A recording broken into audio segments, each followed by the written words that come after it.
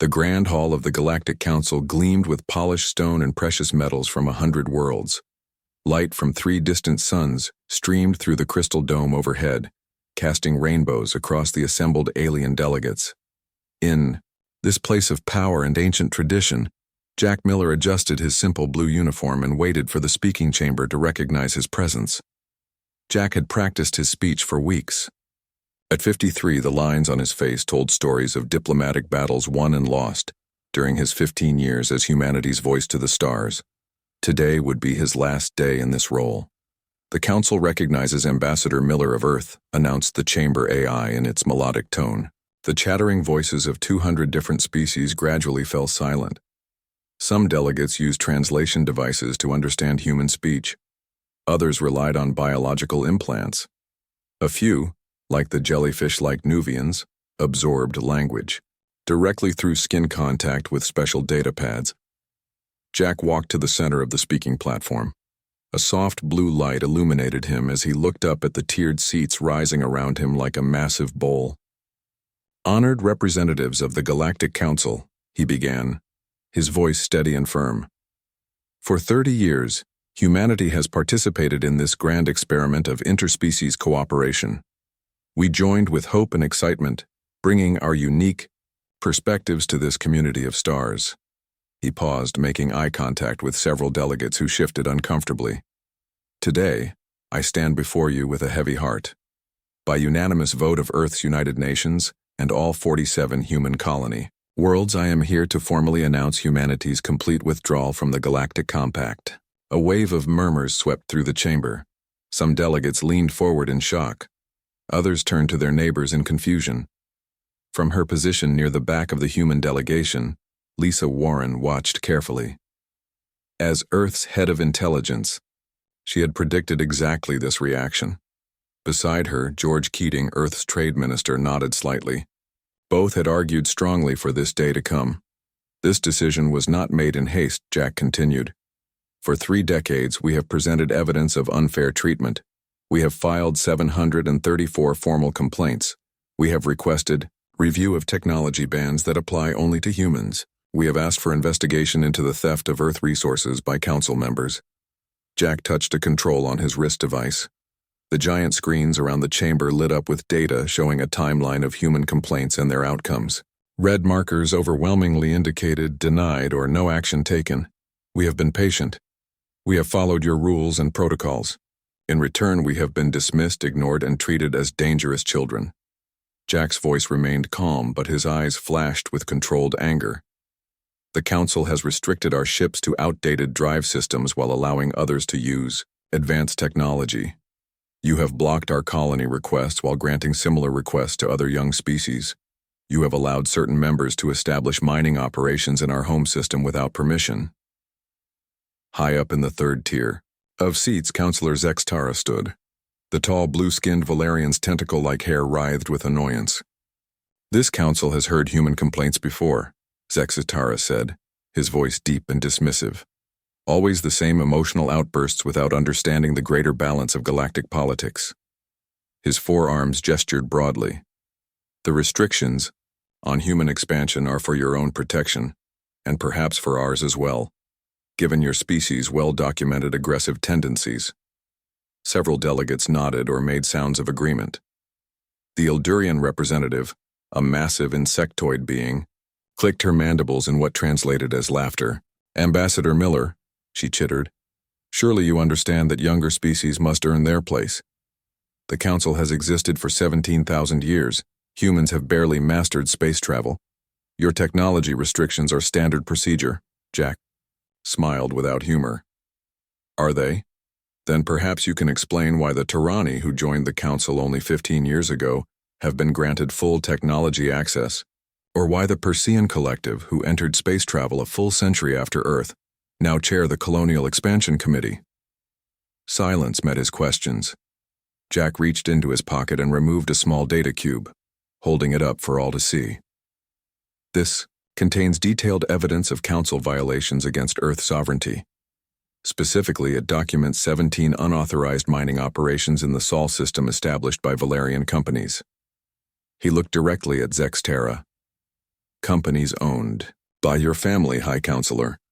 The chamber erupted in shocked conversations. Zextara's skin darkened to deep navy, the Valerian equivalent of an angry flush. From her seat in the mid-tier, Counselor Vray watched with growing concern.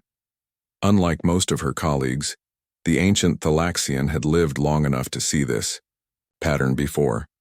Her gray, wrinkled skin and silver eyes had witnessed 3 other species leave the council over similar treatment. None had ever returned.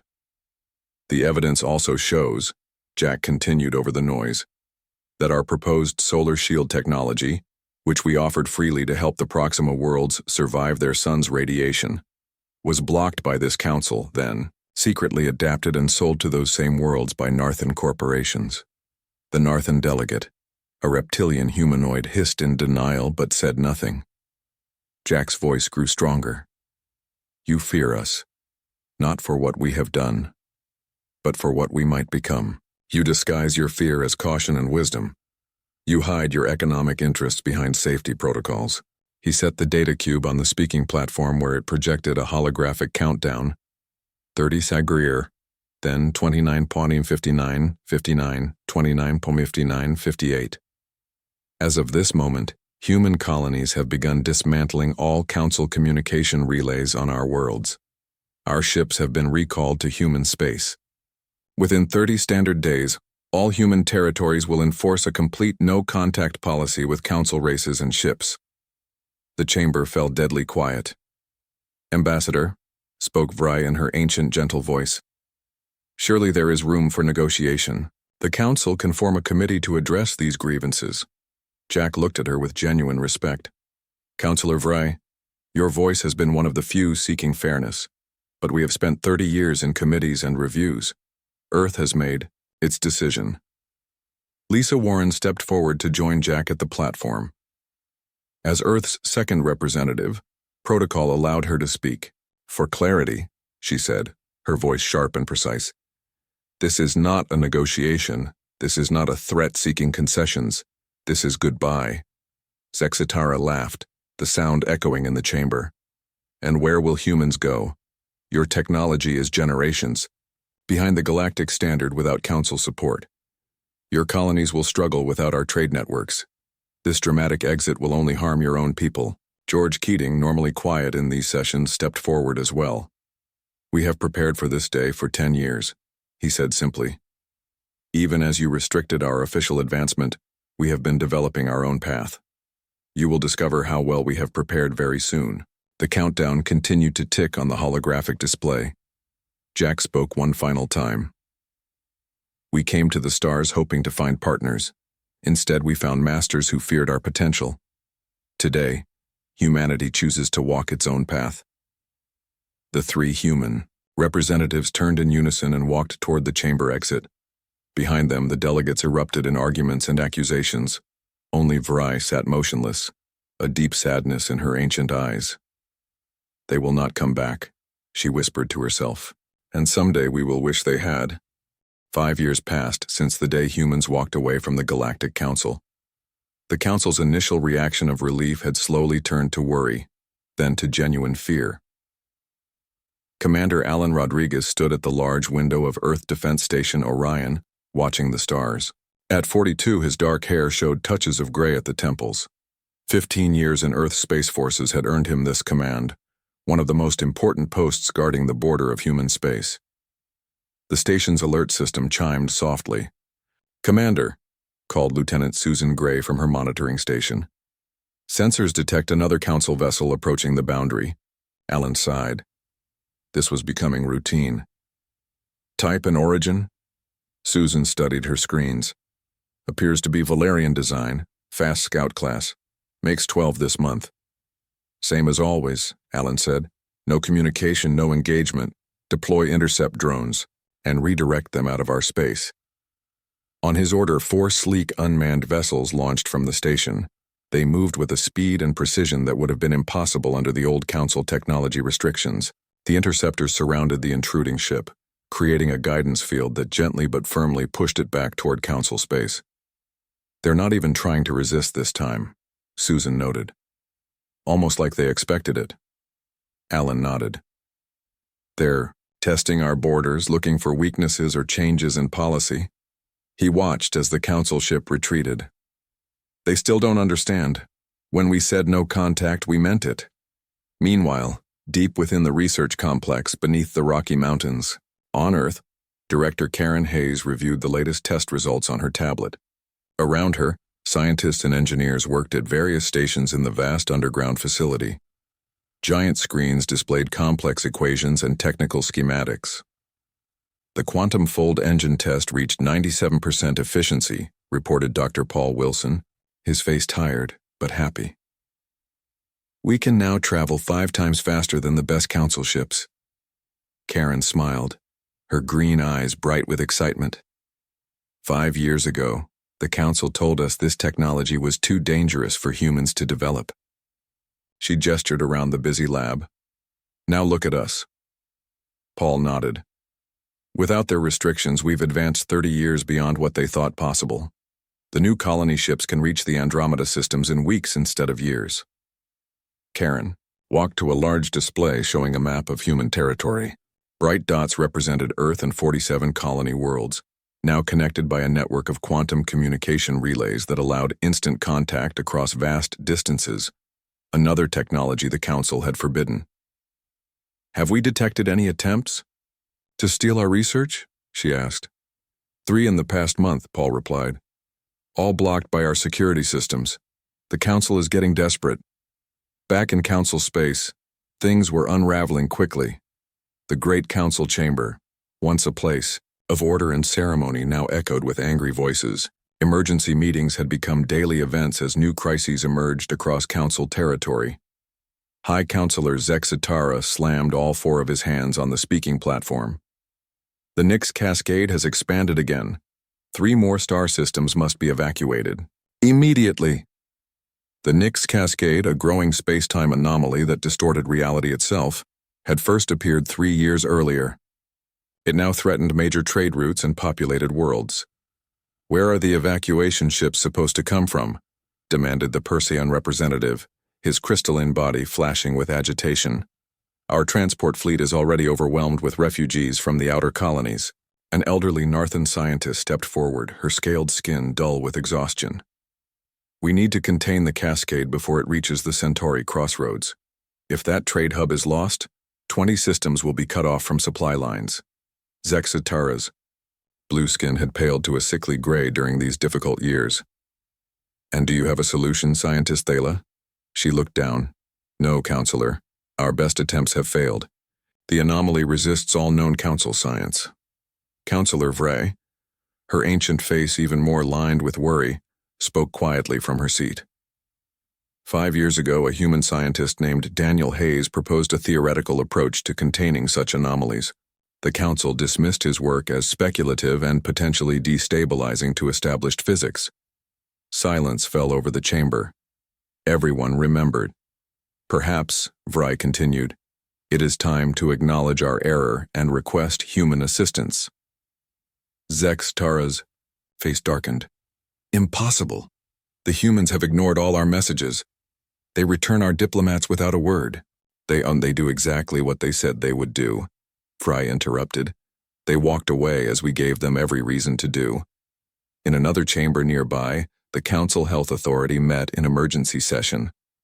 On large screens around the room, maps showed the spread of the Maikari plague across 17 worlds. Red dots indicated infection zones growing larger by the day. Death rates have reached 60% on Proxima Centauri 4, reported Dr. Larn, his insectoid limbs moving nervously. The colony will collapse within weeks without intervention. The Eldurian health minister clicked her mandibles anxiously.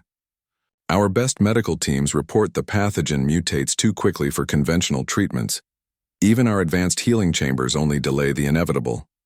An older doctor cleared his throat. 6 years ago, before the human withdrawal, a research team led by Dr. Maria Foster from Earth suggested an adaptive treatment protocol using modified human immune responses. The Council Health Authority rejected her approach as unnecessarily aggressive and potentially dangerous. And where is this Dr. Foster now? Asked the health minister. Working in human space, was the simple reply. Beyond our reach, Throughout Council territory, similar scenes played out. Security outposts, once supported by human military personnel, fell to raiders and pirates. Resource shortages affected numerous worlds as supplies of medicines, rare minerals, and food crops once exported from Earth. Colonies disappeared from markets. Trade ships now took longer routes to avoid human space, increasing costs and delivery times. Technologies that had relied on human components or maintenance began to fail without replacements. In her private quarters, Councillor Vry received a secure transmission from the Council Security Director. "The situation grows worse," he reported. 3 more colony worlds have formally requested to leave the Council and seek independent relations with humans. Vry nodded sadly. The humans created no empire, launched no attacks, made no threats. They simply walked away, and that has proven more devastating than any war. "The High Council has authorized a special diplomatic mission," the Security Director continued. "Councillor Zextara himself will lead it. They depart tomorrow with authority to offer significant concessions." "It is too late," Vry said softly. "But they must try." 3 weeks later, the diplomatic vessel returned to Council space. It appeared undamaged, with all delegates aboard safe and healthy. But something was terribly wrong. The ship docked at the central station, but no one emerged to report. When security teams entered, they found the delegation sitting in silent shock. Zexitara, once proud and forceful, stared blankly at the wall. Medical scans showed no physical harm to any delegate. They had not been attacked or threatened. The ship's communication officer finally spoke. "They let us approach Earth. We transmitted our message offering new cooperation and respect. We waited." "And?" prompted the security chief. "A single human ship approached. No weapons. They sent one text message, then escorted us back to the border." "What did the message say?" The officer handed over a data pad with simple words displayed. "Your delegation has been returned safely. No further attempts. At contact will be acknowledged." The Security Council reviewed the ship's sensor logs. What they saw stunned them. The human ship, just one of dozens visible in Earth orbit, used technology far beyond current Council capabilities. Energy signatures suggested power systems thought to be centuries away from practical use. "They've advanced this far in just 5 years without us," whispered a Torani counselor. "No," Vry corrected. "They advanced this far because they were without us. Without our restrictions, without our interference." She looked around at her fellow council members. "And now we need them far more than they need us." 10 years had passed since humanity walked away from the Galactic Council. What began as an inconvenience for the Council had become a full crisis. Now, a new threat emerged that would test the very survival of all species. The first attack came without warning. At the edge of Council space, the small mining colony of Talari 7 went silent. When investigation ships arrived, they found only empty buildings and dead power systems. Every energy source had been completely drained. 3 days later, it happened again at Proxima Outpost. This time, there were survivors who described strange, shifting shapes that seemed to move partly in and out of reality. They called them the Voidborn, entities that consumed energy in all forms and left only cold emptiness behind. Within 2 months, 7 more systems fell. Council military vessels proved useless against these beings. Weapons passed through them as if firing at smoke, while their touch instantly drained ships of all power, leaving crews stranded or dead. On the observation deck of the human battleship, Defender, Captain Peter Dawson watched the distant flashes of light that marked another Council defeat. The massive ship silently patrolled the edge of human space, its advanced sensors monitoring the conflict beyond their borders. "Status report," Peter said quietly. Despite being only 41, his hair had gone completely gray. Command of Humanity's largest defense vessel had come with heavy responsibilities. Lieutenant Ron Cooper looked up from his station. "Council forces have lost another battle, sir. The Voidborn consumed 3 of their capital ships in under 5 minutes. The rest retreated in disorder." Peter nodded, his face showing no surprise. "Distance to the nearest Voidborn from our border?" Approximately 6 light-years, sir. At their current rate of expansion, they'll reach human space in roughly 8 months. And the Council's effectiveness against them? Ron shook his head. 0, sir. Their weapons have no effect. The Voidborn exist partially outside normal spacetime. The Council doesn't have the technology to touch them. Peter turned to the ship's science officer, Dr. Helen Price, a tall woman with short black hair. Your assessment? The Council is fighting with outdated methods, she replied. They banned research into phase shift technology 30 years ago because they feared the dimensional instability. That's exactly what we would need to fight these entities. Peter smiled slightly. Good thing we didn't listen to those bans.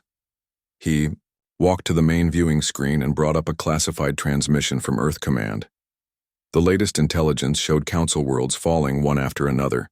Billions of refugees flooded the remaining safe systems, overwhelming resources and creating chaos. The irony is painful, Ron said as he joined Peter at the screen. They're being destroyed by something they could have prepared for if they hadn't been so afraid of progress. Peter nodded. Send the latest data to Earth Command. They need to know how quickly the Voidborn are advancing. Back in what remained of Council space, the full Galactic Council, including species that rarely left their home planets, gathered in emergency session. The Grand Chamber, once a place of order and ceremony, now felt crowded and desperate. Representatives from over 40 species packed the room, many standing because there weren't enough seats. High Counselor Zextara looked thin and tired as he addressed the assembly. His once bright blue skin had faded to a dull gray. The Voidborn have taken 23 systems, he said, his voice cracking with exhaustion. Our weapons are useless, our shields fail at their touch. We have lost over 4 billion lives already. A representative from the Northern world stood. What about the inner defense fleet? Can it hold them back from the core worlds? Zextara looked down. The inner fleet engaged the Voidborn yesterday. We lost 60% of our ships in the first hour. The rest retreated with heavy damage. Panic spread through the chamber. Some delegates shouted questions. Others argued about evacuation priorities. A few simply sat in shocked silence. Enough! The powerful voice cut through the chaos. All eyes turned to Counselor Vray. Despite her great age, she stood tall, her ancient eyes flashing with determination. We face extinction, she said simply. Our technology cannot fight these beings. Our weapons pass through them while they drain our energy and leave our people to die in the cold of space. No one spoke as her words sank in. There is only one species that might help us now, she continued. One civilization that has developed without our restrictions for the past decade. One people whose scientists might have found ways to fight. These creatures, the humans, someone whispered. Frey nodded. Yes. Humanity. Zextara's face showed conflict. Pride battled with desperation behind his eyes. They have ignored all our previous messages. What makes you think they would help us now? Because despite everything, Frey answered, humans have shown one consistent quality, curiosity. They will want to know about these Voidborn, and they will want to protect themselves. After hours of debate, the Council voted unanimously to formally request humanity's assistance. They offered sweeping concessions, unrestricted technology development, full territory sovereignty, and permanent seats on all Council governing bodies. The message was transmitted on all frequencies directly toward Earth. Days passed with no response. We must try again, Zextara insisted. Perhaps they didn't receive our transmission. 5 more desperate messages were sent. All met with silence. Council ships attempted to enter human space to deliver the message in person. Each was intercepted and turned back at the border, just as they had been for 10 years. As the Voidborn consumed 3 more systems, Counselor Vry made a decision. Despite her advanced age, she insisted on piloting a small craft herself toward Earth, purposely avoiding the established checkpoints and border stations. This is madness, Zextara protested. They will destroy your ship. I do not think so, Vry replied calmly. I believe they will listen to me. Her tiny vessel slipped through the borders of human space using old smuggler routes. For 6 hours, she traveled deeper into territory no council member had successfully entered in a decade. Suddenly, her ship's systems shut down completely. She drifted in darkness, her life support the only system still functioning. Through her viewport, she saw nothing but stars. Then, a massive ship appeared, seeming to materialize from nowhere. It dwarfed her small craft. No council race had ever built anything so large or advanced. A gentle tractor beam pulled her ship into a vast docking bay. When the outer doors opened, a single human woman in a simple gray uniform stood waiting. "I am Laura Collins, Earth Secretary of Interstellar Affairs," the woman said, as Vry stepped from her ship. "You have violated our border. This is the first direct contact between our peoples in 10 years. Despite the serious words, Laura's tone held no anger. She led Vray to a small meeting room with a view of Earth through a large window.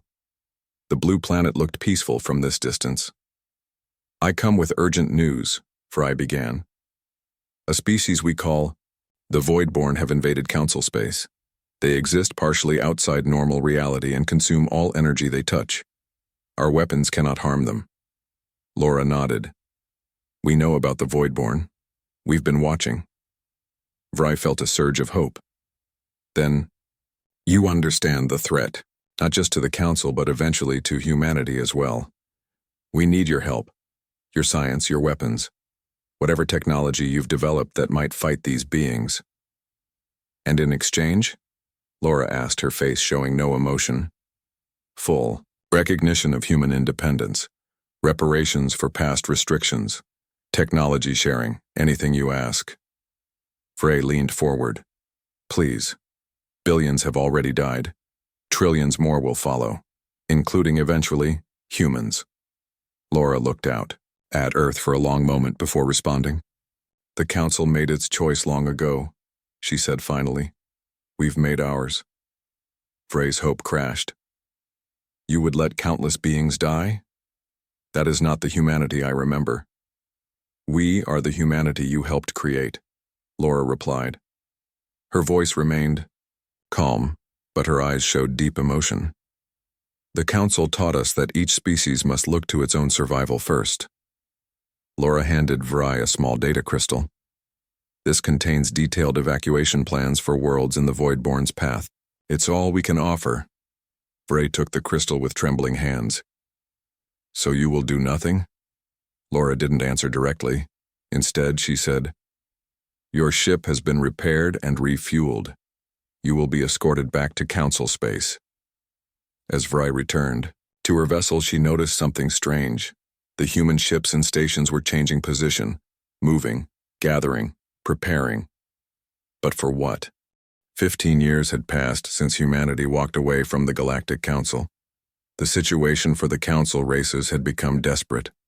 Nearly 1/3 of their territory had been consumed by the Voidborn. Billions of refugees crowded the remaining systems, with food shortages, disease, and growing conflict between once friendly species.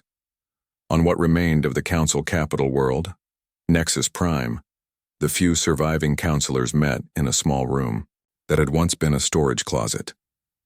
The Grand Council chamber had been abandoned months ago to save power. Every energy source had to be carefully managed now, as the Voidborn were attracted to large power signatures. "Another 3 systems lost this week," reported the Tarani delegate, her crystalline form dulled with stress. "The evacuation fleet could only save about 40% of the population. Zexitara, once proud and powerful, now looked broken. His blue skin hung loosely on his thin frame. Where are we moving them? The core worlds are already at triple capacity." No one had an answer. The room fell silent except for the hum of emergency lighting. A communications officer burst through the door without ceremony. Such formal protocols had been abandoned in the crisis. "Counselors," she said, breathing hard from her run, "our long-range scouts report unusual energy readings at the edge of human space, directly in the path the Voidborn will take toward Earth." For the first time in months, Counselor Vry showed interest. "What kind of readings?" "Massive power signatures." larger than anything we've ever detected. They appeared suddenly as if— The officer hesitated. As if what? Zexatera demanded. As if someone wanted them to be seen. The council debated briefly. Their laws forbade sending ships into human territory. But these were desperate times. Send our best stealth vessel, Fry ordered. We must know what the humans are doing. 3 days later, the scout ship Whisper slipped past the human border using advanced cloaking technology. Captain Dren, an experienced Narthan pilot, guided the vessel carefully toward the energy signatures. What they saw changed everything. Are you recording this? Dren whispered to his sensor officer, though there was no need to be quiet in space. Yes, Captain, sending real-time data back to Nexus Prime. Before them stretched something impossible, a vast defensive line spanning several light-years of space. Massive stations floated in perfect formation, connected by energy fields that shimmered, with strange colors. Behind this line waited thousands of ships, more vessels than the Council could have built in a century.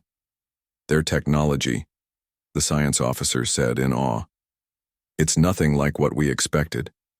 The human ships and stations didn't use the standard drives or power systems known to Council races. They pulsed with a strange energy that seemed to bend the space around them. Some vessels appeared to flicker in and out of reality, as if they existed in multiple dimensions at once. Move us closer, Dren ordered. We need better readings. As they approached, they noticed something even more shocking.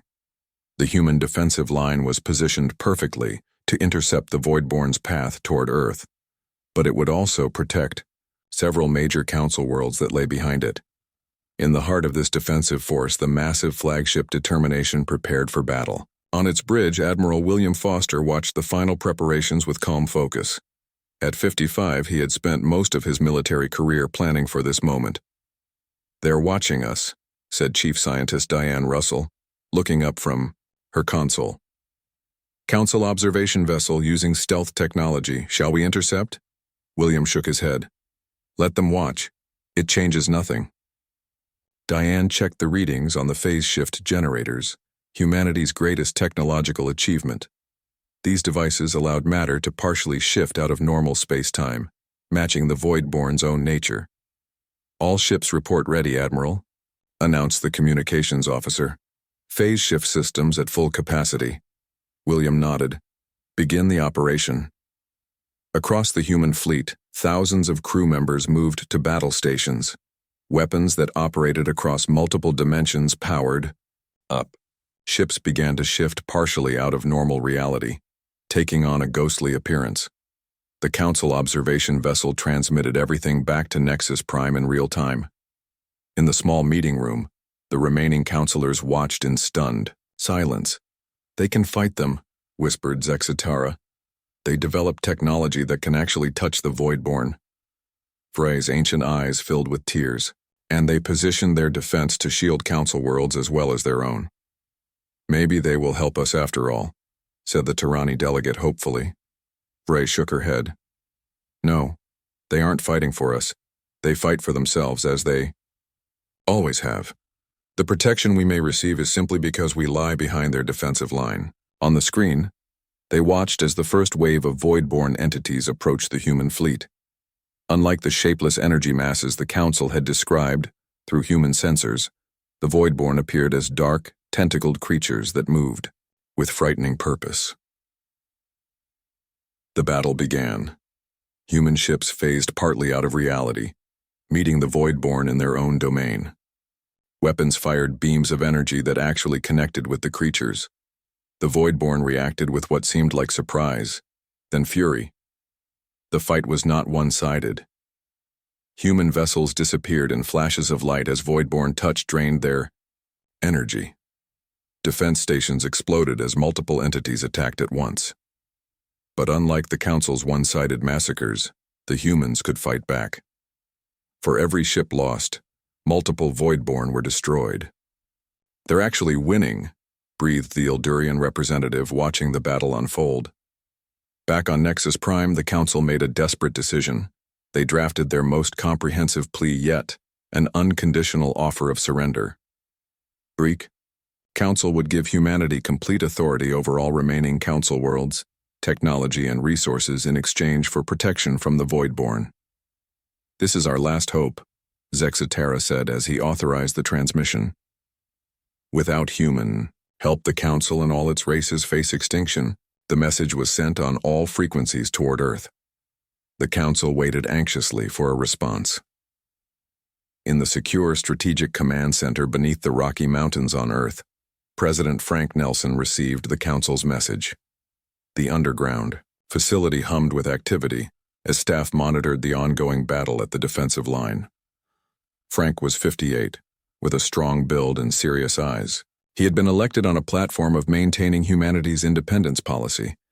Now he faced the Council's most desperate plea yet. "Your thoughts?" he asked his advisory team after they reviewed the message.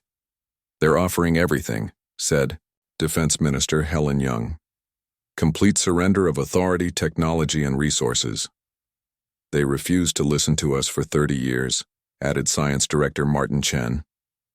"Now they want us to save them." Frank was quiet for a moment, then said simply, "Send our standard response, no further communication." His chief of staff nodded and transmitted the same message humanity had sent to every Council communication for 15 years. A simple text reading, "Humanity has chosen to walk its own path. We wish you well on yours." As the Voidborn were systematically eliminated from their approach to human space, the Council finally understood the full truth. Humanity hadn't withdrawn out of spite or anger. They had recognized what the Council could not, that the aliens would never treat them as equals, would never truly value their contributions or respect their potential. So humans had walked away, to develop on their own terms, free from the restrictions and prejudices that had held them back. In doing so, they had saved themselves and, incidentally, many Council worlds that happened to be behind their defensive line. The barrier humanity had built would hold. Earth and her colonies would survive. And if the rest of the Council's civilization crumbled beyond that protective line, well, that was no longer humanity's concern.